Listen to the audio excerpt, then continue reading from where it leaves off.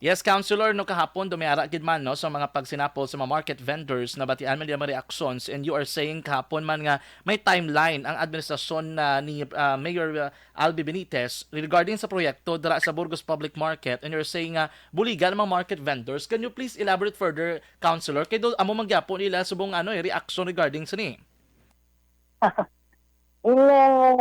Actually, kahapon na klaro naman ko nga ang timeline natin sini, siyempre may 18 months ini nga construction period mo. So, as much as possible, kung tapos naman ang tanan, no, nga mga design, etc., mga pre-construction siguro na nga mga mobilizations and ang bidding. So, ang matabol sini, mabidding within December, kag hopefully ang timeline ni Mayor nga pwede ma-start na ang construction sa by January. Okay, by January masugod na gid. So with that, Councilor... Pero masugod siya ang temporary market pa na siya action dyan, ha? Kay 6 months na siya to construct ang temporary nga sailuhan bala nila sa pihak sang sa tabok sang Burgos Market. So it will take according to the architect and engineer, 6 months for them to construct the temporary site.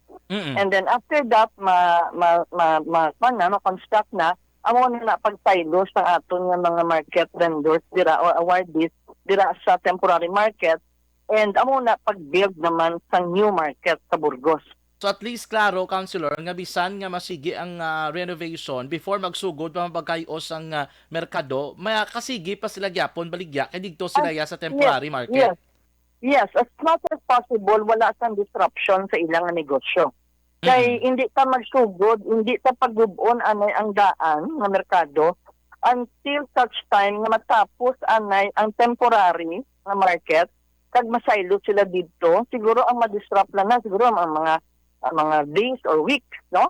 Pero hindi long term. Tapos, pag saylo nila dito, amo ang pagsugod demolish kag construct sa new market. Ang ginatumo din naton, Councilor, nga area kung sila construct ang temporary market, dari man sa ginalina nila before samtang gina-renovate ina? Ang Ramos Street na siya, no? There is this lote sa Tabok, may lote dira sa Tabok sang Ramos Street, nga private lot, no, nga about 20,000 kuno na ka square meters, no. Actually ang kinahanglan man lang naton is ang Burgos Market subong is mga 8,000 square meters na no. So more or less isundon gid na ang size, no, kay ang siyempre ang mga sizing sang sa mga vendors, amo man ang gusto nila kung anong size ang ila dira nga ginabaligyan, amo man na to dapat tani ang size sang ila mga sailuhan nga temporary. Okay. So sila, Councilor, sining private lot amo na siya convert bilang temporary nga market nga kaigo sila tanan. Oo, makaigo sila tanan. And another thing diri, Councilor, tanan nga legitimate, no, may legitimate lehitimo nga manugbaligya sulod sa merkado will be catered. Awardees gudya ha, ang actual awardees or occupants sang 740 stalls dira sa existing Burgos Market. Amo na silang isaylo dito sa temporary market. Yes. Councilor, yes, sorry. Go ahead, Councilor. Kaya ang bag-ong nga building, it will be a 2-story building. So may additional ina nga stalls. In fact, may ara pa gani sa tunga nga convertible na siya from sa kun aga terminal kun gabi night market. So mga 948 stalls na siya in all ang matukod. Sa bag-on, once mahuman na siya. Sa bag-on na. Oo. Councilor, ang ila kahapon isa diri nga gina-question, no? We've listened to mga market vendors. Sa Manila, ang iniko no nga Burgos Public Market, bag-o lang gikuno gipaidalom sa rehabilitation, but what makes the new the plan nga bag-o sini nga i-rehabilitate siya probably after year nga gin-renovate or gin-rehabilitate, anong kinalain niya subong sa bag-o nga rehabilitation? This will be a total new market, gid siya construction of a new market. I-demolish gid na iya ang old. Okay. Because hindi na siya sila nga daw, actually hindi man to gani renovation ang last, no? Dual man lang to ka sections ang gin kayo. ang fish section kag ang vegetable section. Amo lang gid na. Away gani matandog ang mga CR tadira, ang iban pa nga mga roofing, no? So hindi to siya full rehab. In fact, may ginbalik kita nga kwarta. While ako kapamangkot kay na sa treasurer kung sila ang ginbalik nga kwarta sa DILG or DBM sang last year. Kay pagpungko na mo sa 2022, we were expecting nga tapos na natanan ang renovation of the market nga 50 million each. Pero pag abot namon, pagpungko namon, pag monitor na kon, paglantaw ko man, ilikuti diin na diri ang, for example, sa Central Market, diin na diri ang 15 million. Wala pa nasugdan. No? So, that was very late. Tapos, by December 2022, daw bali, lapse na dapat ang fund, so ibalik mo gid.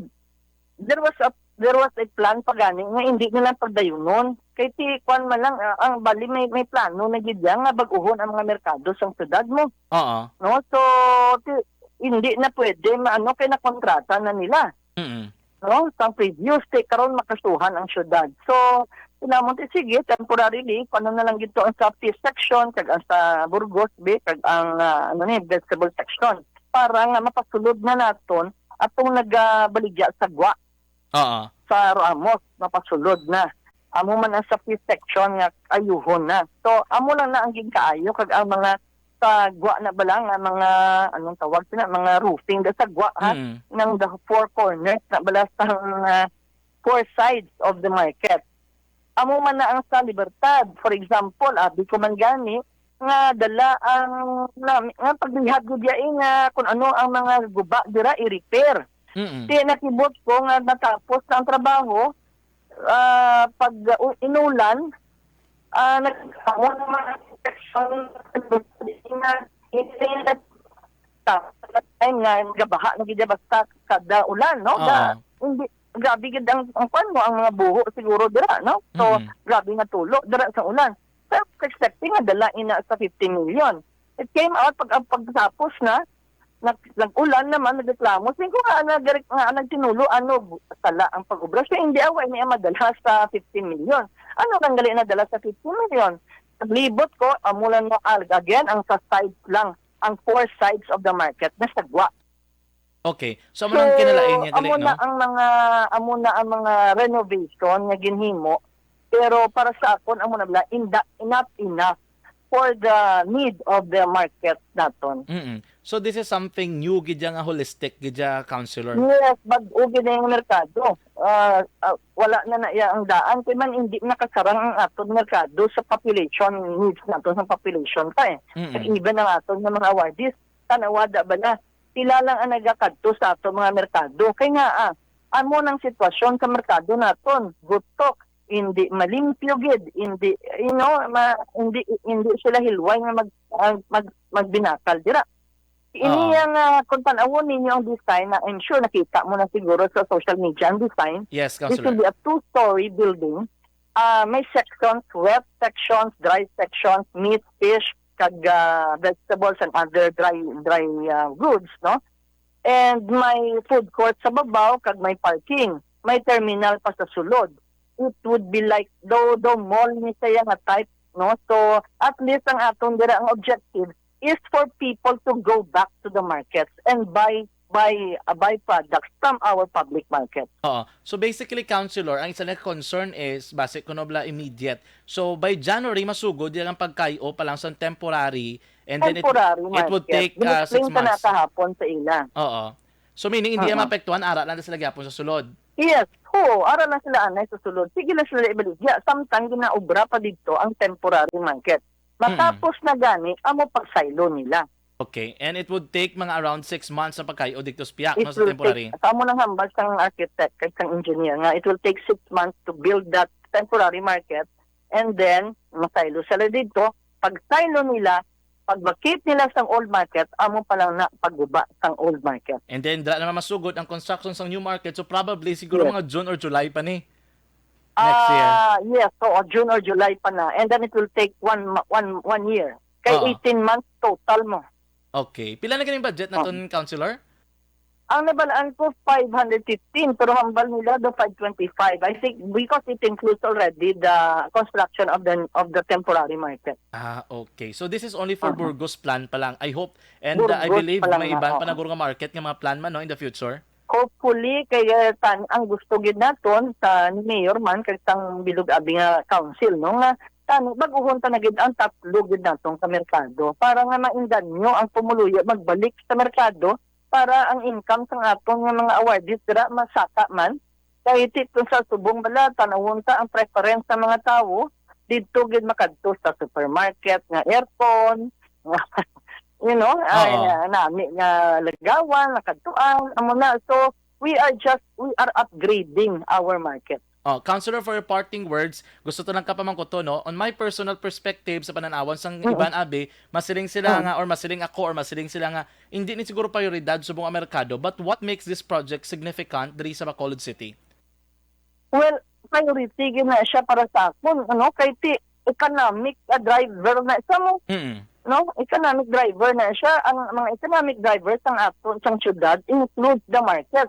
These are masalita hindi gani beyond underground pa ni gani silang economy, no? Gagmay lang ni sila pero damo man ang damo na ang naga-revolve nga economic ano ni mga drivers, no?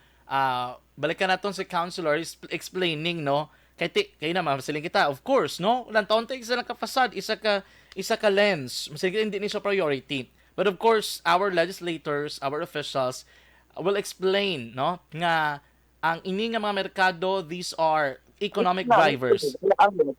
Yes, Councilor? Yeah. This is considered as an economic driver, am I right? Yes. Tanan nga market. Basta, siyempre, gusto na sa ato pumuluyo pag hindi nga sila nga mga big time, no? But ang families sina pira so twofold kag ang nagakadto dira the whole ang atong nga pumuluyo ga expect nga dira tani sa merkado barato ang mga goods sa dapat kita dira magbakal maayo man ang aton nga merkado tahom kag hilway kita sa pagpamakal. Sige. Councilor Celia Flor, very well said about this particular issue and concern. Hopefully, masanaga na mga nagabanog baligya dira sa Burgos Public Market. Thank you so much, good Councilor. Salamat, good Dr. John. Thank you so much. Mayang hapon. Action Reports, Afternoon Edition. Councilor Celia Flor, mga kakson, regarding sining market issue diri sa Burgos